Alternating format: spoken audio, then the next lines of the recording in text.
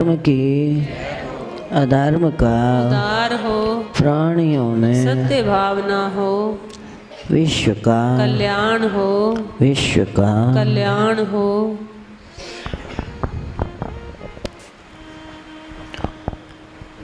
संपूर्ण सृष्टि में यदि कोई व्यक्ति ये सोचे कि मैं इसे गिरा दूंगा तो कभी गिर नहीं सकता, और दूसरा व्यक्ति ये सोचे मैं इसे चढ़ा दूंगा तो कभी भी चढ़ नहीं सकता। ना कोई किसी के गिराने से गिरता है और ना कोई किसी के चढ़ाने से चढ़ता। अब तो प्रत्येक प्राणी स्वकर्मानुसार अर्थात अपने अपने कर्मानुसार अगर शुभ कर्म करेगा तो चढ़ेगा, अशुभ करेगा तो न चाहने पर भी वो गिर पड़ेगा। हमारे महापुरुषों ने कहा कि जिस प्रकार पाप करना पाप है तो पाप का देखना भी कम पाप नहीं है। हमने ये तो समझ लिया कि पाप करना पाप है, लेकिन कभी इस पर चिंतन नहीं किया कि पाप का देखना भी कम पाप नहीं है। जिस समय परिसमा में भीष्म पितामह ने द्रौपदी का चीरहरण तो देखा लेकिन मौन धार कर बैठे रहे। भरी सभा में एक स्त्री की ऐसी दशा में दुशासन चीरहरण करता चला जा रहा है और सब भीष्म पितामह आदि देख रहे हैं। किसी ने साहस नहीं किया कि तुम तो बड़े थे, कह सकते थे।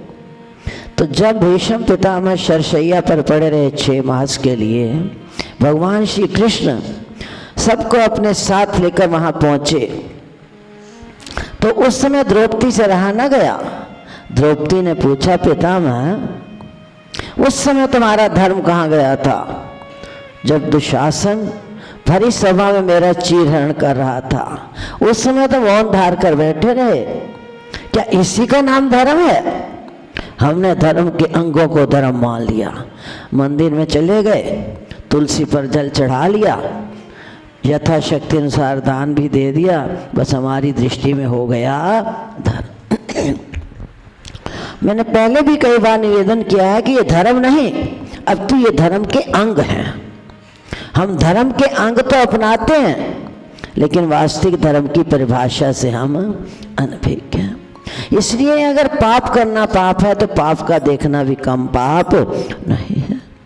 ये तो छोटे छोटे सूत्र होते हैं, इन सूत्रों को तो हम समझते नहीं और बड़े बड़े ब्रह्म ज्ञान की बातें करते भी हैं और ब्रह्म ज्ञान की बातें हम सुनते ही हैं। इसीलिए किसी का एक दोष देखोगे तो सबसे पहला दोष तुम्हारी दृष्टि घृणित हो जाएगी। जिसके प्रति दृष्टि हमारी घृणित हो जाती है उसके प्रति क्रोध की जागृति, और जिसके प्रति क्रोध आएगा तो हम किसी न किसी प्रकार से युक्ति प्रयुक्ति के द्वारा उसकी हिंसा करने का प्रयास करेंगे। और यदि कोई समझाएगा तो सीधा यही उत्तर मिलेगा, हमें तो पता ही नहीं द्वेष होता। अरे द्वेष के बिना तुम्हें उसका दोष दिखाई दे रहा है, अंदर छिपा हुआ द्वेष है तभी तो तुम्हें उसका दोष दिखाई दिया, वरना जिसके अपने अंदर कोई दोष न हो ना उसे किसी में दोष दिखाई नहीं देता। मैंने उस दिन भी निवेदन किया था कि अगर हमारे मस्तक पर बिंदी लाल है तो शीशे में भी लाल दिखाई देगी, हरी बिंदी है तो शीशे में हरी दिखाए। इसी प्रकार से दोष हमारा अपना होता है, हमारा प्रतिबिंब दूसरे व्यक्ति पर पड़ता है तो हम कहते हैं उसके अंदर द्वेष है, मेरे अंदर तो द्वेष है ही नहीं। तो किसी के गुण या दोष देखना जीव का अधिकार नहीं है, ये परमात्मा का अधिकार है। हम तो परमात्मा के अधिकार पर अपना आधिपत्य जमाते हैं।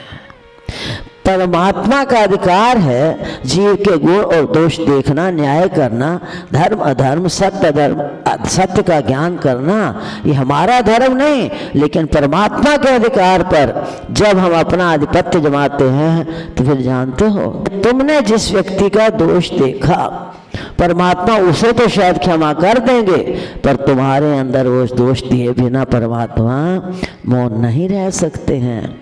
इसलिए छोटे छोटे सूत्र हैं, 80,000 सूत्र जो है शास्त्रों में कर्म कांड के विषय में, यही तो कर्म कांड है केवल कर्म कांड यहाँ तक सीमित नहीं होता। हमने लंगर चला दिए, दान कर दिया, तीर्थों को स्नान कर लिया, बस यही शुभ कर्म है।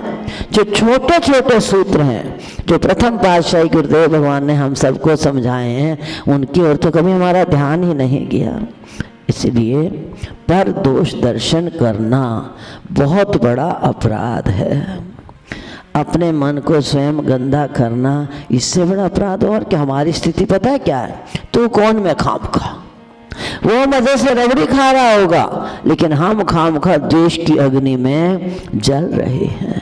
तो इसकी बड़ी सजा प्राणी मात्र के लिए सजा ये नहीं होती कि उठाकर डंडे मारने आएंगे तुम्हें। ये प्रकृति का दंड है, परमात्मा का दंड है हमारे ऊपर कि हमारे अंदर द्वेष जो है पनपने लगता है।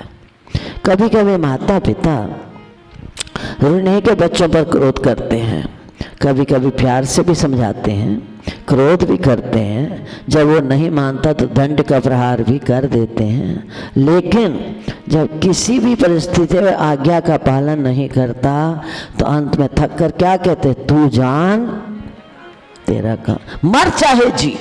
ये स्थिति परमात्मा प्राणी मात्र के साथ कर रहे हैं। पहले समझाते हैं युक्ति प्रयुक्ति से, सत्संग के माध्यम से, विचार के द्वारा। जब साधक किसी प्रकार नहीं समझता तो उन्हें ये शब्द कहने पड़ जाते हैं कि तेरे भाग्य में वो ब्रह्मानंद का सुख लिखा है। सब कुछ होते हुए भी अगर हम अशांत रहते हैं, सब कुछ प्राप्त करने के बाद भी अगर हम दुखी हैं, तो इसका सीधा अर्थ यही है कि प्रकृति का हमारे ऊपर जबरदस्त प्रकोप है। प्रकृति हमें सजा दे रही है, लेकिन हम सजा को समझें या न समझें ये तो हमारे विवेक और अविवेक के ऊपर निर्भर होता है।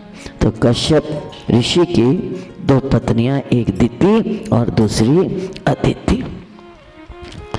दिति के पुत्र दैत्य, अदिति के पुत्र देवता। इनका शुरू से, आज से नहीं, शुरू से परस्पर देवता और दैवताओं का वैमनस्य चला आ रहा है, द्वेष भाव चला आ रहा है। जो राजा बलि था ना, स्वर्ग पर प्राप्त करने का अधिकार चाह रहा था, तो इस विचार को लेकर राजा बलि, जो यज्ञ में आहुति दी जाती थी ना, उसका भी अधिकार स्वयं कहता था मैं चारों तरफ से अपना आधिपत्य जमा लूं, सब तरफ मेरा ही मेरा आधिपत्य होना चाहिए। तो परस्पर जब इस बात को देवताओं ने देखा, वो बेचारे भाग गए राज को छोड़कर। कहाँ जाए हम? वो बेचारे जब दुखी हुए तो सब कुछ छोड़ छाड़ कर चले गए। माँ जो है ना, माँ के लिए सब बच्चे बराबर होते हैं। जो बेचारा शक्तिहीन होता है, विवेकहीन होता है, बुद्धिहीन होता है, माँ उसके प्रति विशेष स्नेह करती है, उसका ध्यान उस बच्चे की तरफ विशेष जाता है।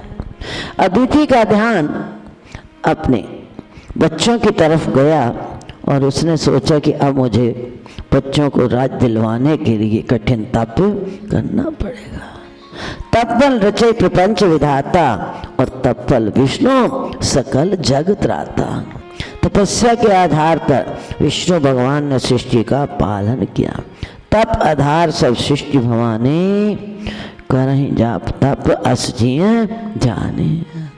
तप के भगवान शंकर कहते हैं हे उमा हे पार्वती, तप के आधार पर उत्पत्ति पालन और संहार हो सकता है, ऐसे नहीं होता। तो वो जो अदिति थी, 1 वर्ष एक पैर के ऊपर खड़ी होकर तप करने लगे। अब जो दिति के पुत्र दैत्य थे, उन्होंने छल के द्वारा विचार किया कि अब इसको तप से हटाना चाहिए, ना ये तप करेगी ना इसको राज्य की प्राप्ति होगी। मनुष्य कुछ सोचता है, परमात्मा कुछ करता है। और मनुष्य सोचे सोच न होई, जे सोची लखवा।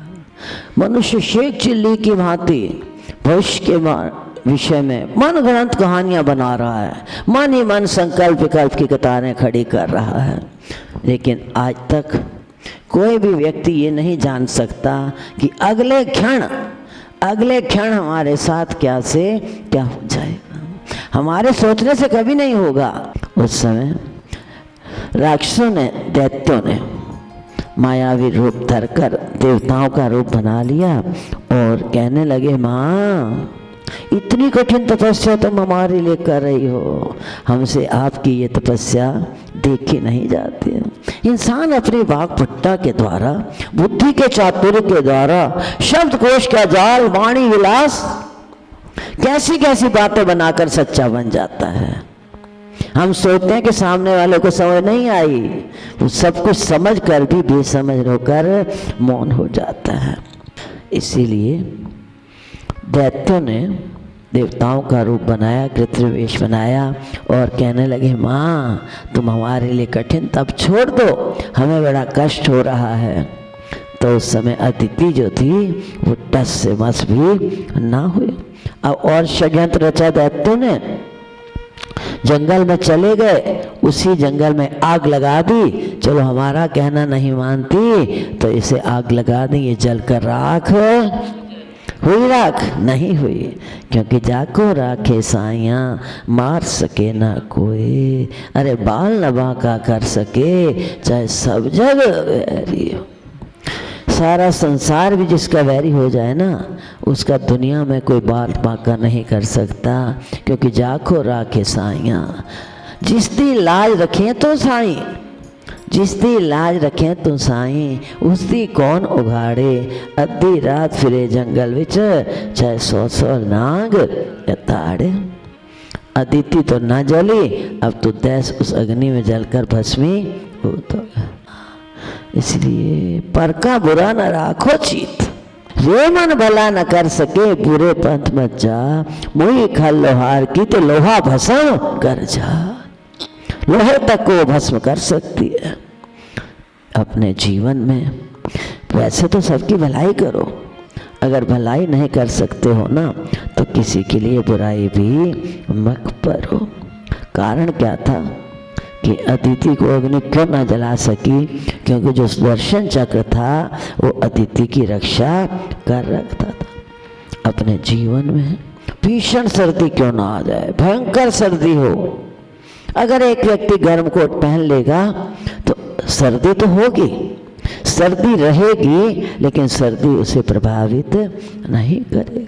इसीलिए जब हम किसी के लिए भी, चाहे वो अपना है चाहे पराया है, छोटा है या बड़ा है, जब हम दुश्चिंतन करते हैं तो वो दुश्चिंतन लौटकर हमारे हृदय में आ जाता है, हमारी बुद्धि में उसका बीज पड़ जाता है और धीरे धीरे पनपते पनपते वो एक बहुत बड़ा वृक्ष का रूप धारण कर लेता है। तो जब वो वृक्ष बन गया, उस वृक्ष का काटना बहुत ही कठिन है। बड़े बड़े ज्ञानी ध्यानी इस बीमारी से न बच सके, बड़े बड़े जप्पी तप्पी इस बीमारी से न बच सके। हम तो सोचते हैं हमारे अंदर किसी के प्रति कोई भाव नहीं, कितना हम सोचते रहे हमारा इससे मोह हटा, इससे हटा, इससे हटा, मोह इतना आसानी से हटता नहीं है। ये जो 5 शत्रु है ना, सब के सब एक दूसरे से बढ़कर खतरनाक हैं। एक को मारो दूसरा खड़ा है, दूसरे को मारो तीसरा। इस प्रकार इन 5 के जो परिवार है ना, लंबी चौड़ी कतारें हैं। इसलिए सोच लो, तुम सोचो कि हमने साधना के द्वारा इनको मार दिया, जीवन भर लटकते रहोगे, इनको मार नहीं पाओगे। क्योंकि जिसकी उत्पत्ति विकारों द्वारा हुई है उसको तुम कहाँ मिटा सकते हो, वो तो रग रग में तुम्हारे बस चुका है। इनको मार नहीं सकते, इनकी दिशा को तुम मोड़ सकते हो। क्योंकि मन को जब दूसरी दिशा में लगा दोगे तो जितने शत्रु तो क्या, इनके परिवार, इनकी कतारें तुम्हारा पीछा छोड़ देंगी। तो इन सब की जड़ कौन है? हमारा मन ही तो है। जब मन को मार लोगे तो ये अपने आप धीरे धीरे तुम्हारा पीछा छोड़ देंगे। और मन जो है ना, इतनी आसानी से नहीं मरता। हम साधना करके हमारा तो मन मर गया, मन की वो गति है मरे हुए सर्प की भांति। जिस प्रकार मरे हुए सर्प पर विश्वास नहीं करना चाहिए, इसी प्रकार इस मन पर भी भरोसा न करो। ये मन मरे हुए सर्प की भांति है, किस समय जाग जाए इसका कोई भरोसा नहीं है। नहीं है इस मन पे कुछ भरोसा, घड़ी में कुछ है, घड़ी पापी मंदा की परवासा पल विच तोला। ये मन खिन खिन और है, ये क्षण क्षण परिवर्तनशील है, बदलता रहता है। इसीलिए अगर इसकी जड़ को ही काट दोगे, इस मन को क्या करो, गुरुदेव के चरणों में अब सौंप दिया इस जीवन का सब भार तुम्हारे। अब सौंप दिया इस जीवन का सब भार तुम्हारे हाथों में है जीत तुम्हारे हाथों में और हार तुम्हारे हाथों में। है जीत तुम्हारे हाथों में अरे हाथ तुम्हारे हाथों। श्रवला महाराज की।